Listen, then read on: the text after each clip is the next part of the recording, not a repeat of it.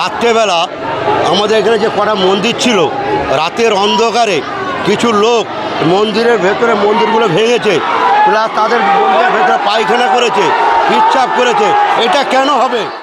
কাল রাত্রে হয়েছে।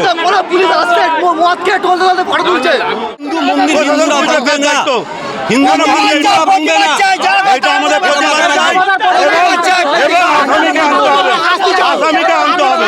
আমরা চাই আসামি আনতে, তবে আমরা অবরোধ করবো না, অবরোধ করবো না।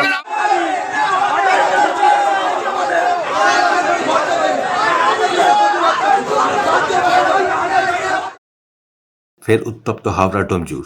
গতকাল রাতে হাওড়ার ডোমজুর থানার অন্তর্গত শরৎপল্লী এলাকায় হনুমান মন্দিরের বিগ্রহের সিংহাসন ভাঙা ও পাশাপাশি আরও দুটি মন্দিরের ওপর আক্রমণ চালালো একদল দুষ্কৃতী। এই দৃশ্য দেখে ক্ষোভে ফেটে পড়েন এলাকার মানুষ। শুরু হয় জায়গায় জায়গায় রাস্তা আটকে বিক্ষোভ, লাগিয়ে দেওয়া হয় টায়ারে আগুন। খবর পেয়ে ঘটনাস্থলে ছুটে আসে বিশাল পুলিশ বাহিনী।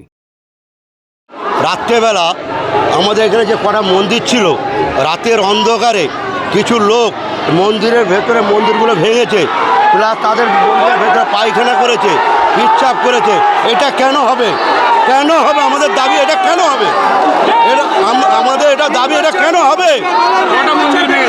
এখানে চারটে মন্দির ভেঙেছে। কেন ভেঙেছে? কি কারণে ভেঙেছে? এটা আমাদের জবাব চাই প্রশাসনের কাছে, এটা আমাদের জবাব চাই। না, কোনোদিন হয়নি। কাল রাত্রে হয়েছে, এতদিনও হয় না, কাল রাত্রে হয়েছে। কাল রাত্রে হয়েছে। তা কেন আমরা প্রশাসনের কাছে বিচার চাই।